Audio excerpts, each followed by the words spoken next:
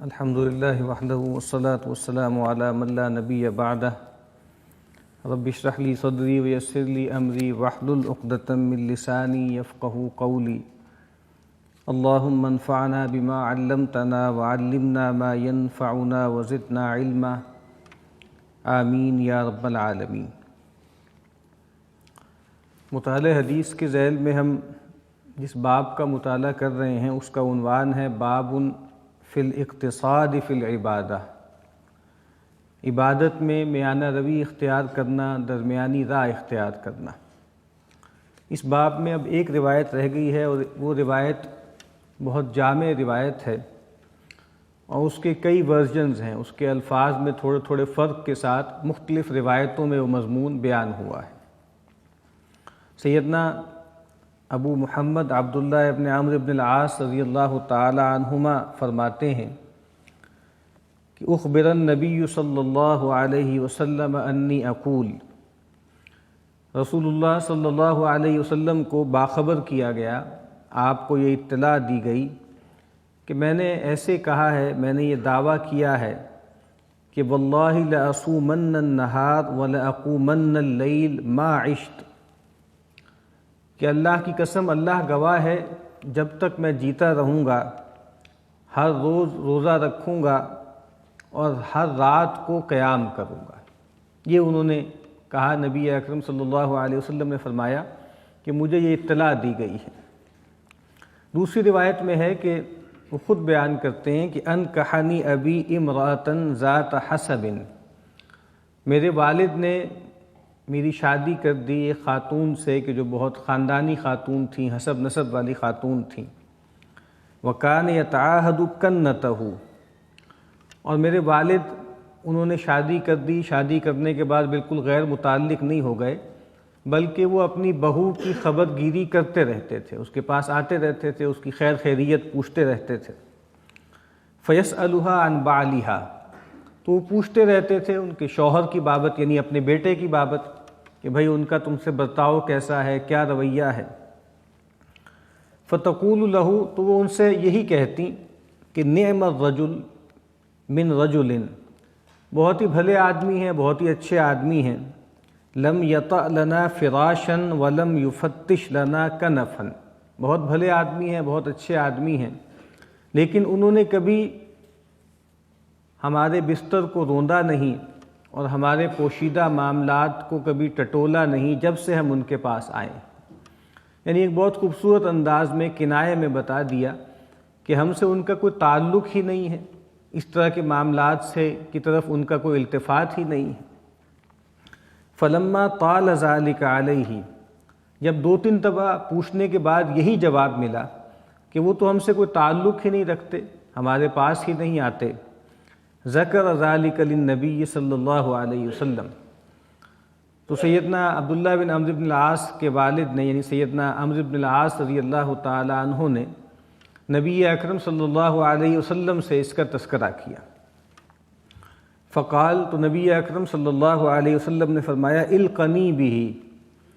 کہا کہ بھئی اس سے کہو مجھ سے ملے، مجھ سے آ کے ملاقات کرے۔ فلقیتہ بعد ذلک، تو اس کے بعد پھر میں نبی اکرم صلی اللہ علیہ وسلم کی خدمت میں حاضر ہوا اور پھر وہ سارا مکالمہ ہوا جو آگے یہاں پر بھی آ رہا ہے کہ جب اللہ کے نبی صلی اللہ علیہ وسلم کو یہ بات بتائی گئی کہ وہ تو اس طرح کی باتیں کرتے ہیں کہ میں تو کوئی دن چھوڑوں گا نہیں کہ جس میں روزہ نہ رکھوں اور کسی رات میں بستر پہ سوؤں گا ہی نہیں، پوری پوری رات قیام کیا کروں گا۔ تو آپ نے فرمایا انت الذی تقول ذلک، کیا تم ہی وہ شخص ہو جس نے یہ دعویٰ کیا ہے کہ میں ہر دن روزہ رکھوں گا اور ہر شب کو جلاؤں گا؟ فقلت له قد قلته بأبی انت و امی یا رسول اللہ، سیدنا عبداللہ نے عرض کی کہ میرے ماں باپ آپ پر قربان ہوں، ہاں میں نے ایسا ہی کہا ہے، میں نے اس طرح کی بات کہی ہے۔ قال، تو نبی اکرم صلی اللہ علیہ وسلم نے فرمایا فإنک لا تستطیع ذلک، دیکھو عبداللہ تم یہ کر نہیں پاؤ گے، تم نے دعویٰ تو بہت بڑا کر دیا ہے لیکن تم اس کو نبھا نہیں پاؤ گے۔ اور پھر فرمایا کہ فصم وافطر، تو تمہیں چاہیے کہ تم کسی دن روزہ رکھو، کسی دن افطار کرو۔ ونم وقم، اور رات کو سویا بھی کرو اور رات کو قیام بھی کیا کرو۔ اور پھر نبی اکرم صلی اللہ علیہ وسلم نے فرمایا فَإِنَّ لِجَسَدِكَ عَلَيْكَ حَقًّا، کہ دیکھو تمہارے جسم کا بھی تم پہ حق ہے۔ اللہ تعالیٰ نے تمہیں یہ جسم دیا ہے، یہ بھی اللہ کی امانت ہے، اس کو اچھے سے رکھنا، اس کے حقوق ادا کرنا، اس کو آرام پہنچانا، اس کو تکان سے بچانا، یہ بھی تمہاری ذمہ داری ہے، تو تمہارے جسم کا بھی تم پہ حق ہے۔ وَإِنَّ لِعَيْنَيْكَ عَلَيْكَ حَقًّا، اور کہا خاص طور پہ تمہاری آنکھوں کا بھی تم پہ حق ہے کہ تم آنکھوں کو آرام پہنچاؤ، نیند کے ذریعے راحت حاصل کرو۔ خود قرآن مجید نے کہا ہے کہ ہم نے نیند کو بنایا ہے کلفت کو دور کرنے کا سبب، راحت کا سبب بنایا ہے، تو یہ مت کرو، اپنی آنکھوں کو بھی راحت پہنچاؤ، اس کا بھی تم پہ حق ہے۔ وَإِنَّ لِزَوْجِكَ عَلَيْكَ حَقًّا، اور دیکھو تمہاری بیوی کا بھی تم پہ حق ہے، تم نے اس سے شادی کی ہے تو جو وظیفہ زوجیت ہے اور باقی دوسرے جو اس کے حقوق ہیں وہ اس کو تمہیں ادا کرنے چاہیے۔ اور پھر فرمایا وَإِنَّ لِزَوْرِكَ عَلَيْكَ حَقًّا، جو تمہارا مہمان ہے، جو تمہارے گھر پہ کوئی شخص آتا ہے، اس کا بھی تم پہ حق ہے۔ اور فرمایا کہ تمہارے لیے کافی ہے وَإِنَّ بِحَسْبِكَ أَن تَصُومَ فِي كُلِّ شَهْرٍ 3 أيام، کہا کہ تمہارے لیے کافی ہے کہ تم ہر دن میں 3 روزے رکھ لیا کرو، 3 روزے نفل۔ نبی اکرم صلی اللہ علیہ وسلم کا بھی معمول تھا کہ عام طور پر آپ ایام 20 کے روزے رکھا کرتے تھے، چاند کی 13، 14 اور 15 تاریخ کے روزے رکھتے تھے، لیکن اور روایتوں میں آتا ہے کہ مہینے میں اور جگہوں پر بھی آپ اور بھی اوقات میں نبی اکرم صلی اللہ علیہ وسلم 3 روزے نفل رکھا کرتے تھے۔ تو آپ نے ان سے بھی کہا کہ بھئی ہر مہینے میں 3 نفل روزے رکھ لیا کرو۔ فَإِنَّ لَكَ بِكُلِّ حَسَنَةٍ 10 أَمْثَالِهَا، کہ تمہیں معلوم ہے کہ نیکی کا جو درجہ ہے، نیکی کا جو اجر ہے، کم از کم بھی 10 گنا ہے، ایک نیکی کا اجر 10 گنا ہے۔ تو فَإِنَّ ذَلِكَ صِيَامُ الدَّهْرِ، تو یہ تمہارے لیے گویا پورے سال کے روزوں کے برابر ہو جائے گا، یعنی ہر مہینے 3 دن کے روزے رکھو اور 12 کو 3 سے ضرب دیں تو 36 ہیں، اور کہا کہ یہ 36 روزے ہیں لیکن یہ 360 کے برابر ہیں، 360 روزوں کا تمہیں اجر مل جائے گا، گویا پورا سال تم نے روزہ رکھا ہے۔ تو وہ کہتے ہیں کہ جی فشددت، میں نے تشدد کیا، میں نے سختی کی، فشدد علیہ، تو مجھ پر بھی سختی کی گئی۔ وہ کیا ہے؟ نبی اکرم صلی اللہ علیہ وسلم نے جب یہ کہا کہ بھائی ہر مہینے 3 دن روزے رکھ لیا کرو، تو سیدنا عبداللہ نے کہا کہ فإنی اطیق افضل من ذلک، اے اللہ کے نبی میں اس سے زیادہ افضل چیز کی طاقت رکھتا ہوں، میں اس سے زیادہ فضیلت حاصل کرنا چاہتا ہوں۔ قال فصم یوما وافطر یومین، پھر کہا کہ پھر ایسا کرو کہ ایک دن روزہ رکھ لیا کرو اور 2 دن افطار کر لیا کرو، یعنی 2 دن جو ہے افطار کیا، ایک تیسرے دن روزہ رکھ لیا، یہ روٹین بنا لو۔ قلت، میں نے عرض کی فإنی اطیق افضل من ذلک، تو کہتے ہیں میں نے پھر کہا کہ مجھے اس سے زیادہ کی استطاعت ہے، مجھے اس کے زیادہ کی مقدرت ہے۔ قال،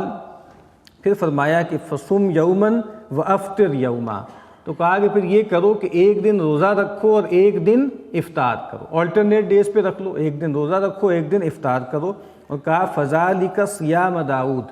اور کہا کہ یہ سیدنا داؤد علیہ السلام کا روزہ ہے، ان کا روزہ یہی تھا کہ سال کے آدھے دن روزہ رکھتے تھے، آدھے دن حالت افطار میں رہتے تھے، اور کہا کہ وہو افضل الصیام، اور یہ سب سے افضل روزہ ہے، اس سے زیادہ فضیلت والے روزے کا کوئی تصور نہیں ہے کہ آدھا سال روزہ رکھا جائے۔ اور جیسے کہ آپ کو معلوم ہے کہ نبی اکرم صلی اللہ علیہ وسلم نے پورا سال مسلسل روزہ رکھنا، جس کو صوم الدہر کہتے ہیں یا صیام الدہر کہتے ہیں، اس سے منع کیا۔ اس کا مطلب تو یہ ہے کہ انسان کی روٹین ہی یہی ہے۔ روزے میں ظاہری بات ہے جو مجاہدے کا پہلو ہے، اس میں ایک بات یہ بھی ہے نا کہ اس میں انسان کی روٹین ٹوٹ جاتی ہے۔ تو اگر انسان سال کے جو ہے وہ 365 دن جو ہے وہ روزہ رکھتا ہے، تو اس کا مطلب ہے اس کی روٹین ہی یہ ہے کہ وہ دن میں 2 وقت کا کھانا کھاتا ہے، ایک سحر کے وقت اور ایک افطار کے وقت۔ تو نبی اکرم صلی اللہ علیہ وسلم نے اس سے منع کیا ہے۔ آپ نے فرمایا کہ جس نے پورا سال روزہ رکھا اس نے گویا روزہ رکھا ہی نہیں۔ تو آپ صلی اللہ علیہ وسلم فرما دیں گے سیدنا داؤد کا جو روزہ ہے یہ سب سے افضل ہے، یہ روزہ رکھ لو۔ تو سیدنا عبداللہ کہتے ہیں میں نے پھر عرض کی فإنی اطیق افضل من ذلک، کہا کہ مجھے اس سے زیادہ فضیلت والے روزے یا اس سے زیادہ فضیلت والے عمل کی بھی طاقت ہے، میں اس سے بڑھ کر اور کرنا چاہتا ہوں۔ تو فرمایا کہ لا افضل من ذالک، آپ نے کہا کہ اس سے افضل کوئی نہیں، اس سے زیادہ فضیلت والی چیز کوئی نہیں۔ اور دوسری روایت میں آتا ہے کہ جب انہوں نے کہا نا کہ میں قرآن مجید پڑھتا ہوں اور میں ہر دن قیام کرتا ہوں، تو دوسری روایت میں آتا ہے کہ نبی اکرم صلی اللہ علیہ وسلم نے فرمایا کہ اقرأ القرآن فی کل شہر، دیکھو اے عبداللہ ہر مہینے میں قرآن مجید ختم کر لیا کرو، 30 دنوں میں قرآن مجید کا ایک دور کر لیا کرو۔ اسی وجہ سے آپ کو معلوم ہے کہ بعد میں قرآن مجید کو ایک مہینے میں ختم کرنے کے لیے ایک تقسیم کی گئی، قرآن مجید کو پاروں میں تقسیم کر دیا گیا، 30 پاروں میں برابر برابر، لیکن آپ نے فرمایا کہ بھئی 30 دن میں قرآن مجید پڑھ لیا کرو۔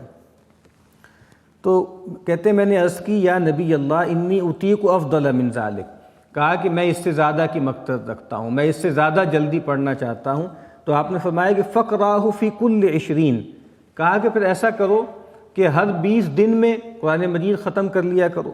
پھر انہوں نے عرض کی کہ بھئی میں تو اس سے زیادہ چاہتا ہوں، میں تو اس سے کم وقت میں چاہتا ہوں کہ قرآن مجید کا دور کر لیا کروں۔ تو آپ نے فرمایا کہ پھر ایسا کرو کہ فقرأہ فی کل 10، پھر ہر 10 روز میں قرآن مجید جو ہے اس کو ختم کر لیا کرو۔ قلت یا نبی اللہ انی اطیق افضل من ذالک، پھر انہوں نے اصرار کیا، کہا کہ اللہ کے نبی میں اس سے زیادہ کی استطاعت رکھتا ہوں۔ تو آپ نے فرمایا فقرأہ فی کل 7 ولا تزد علی ذالک، تو کہا کہ پھر ٹھیک ہے کہ ہر ہفتے 7 دن میں قرآن مجید ختم کر دیا کرو اور اس پر اضافہ نہ کرنا، اس سے زیادہ نہ پڑھنا۔ اسی وجہ سے آپ کو معلوم ہے کہ صحابہ کرام کے ہاں قرآن مجید کو اکثر معمول یہ تھا کہ ایک ہفتے میں قرآن مجید کا دور کیا کرتے تھے، ایک ختم کیا کرتے تھے۔ اسی وجہ سے جو ہے وہ 7 حصوں میں، 7 احزاب میں قرآن مجید کو تقسیم کیا گیا۔ تو یہاں پر بھی نبی اکرم صلی اللہ علیہ وسلم نے چاہا کہ وہ آسانی کی راہ اختیار کریں، مہینے میں ختم کریں، 20 دن میں کریں، 10 دن میں کریں، لیکن جب انہوں نے پھر اصرار کیا تو آپ نے کہا کہ اس سے زیادہ نہیں، ایک ہفتے کے اندر قرآن مجید جو ہے اس کا ختم کیا کرو۔ پھر اسی طریقے سے جو رات کا قیام ہے،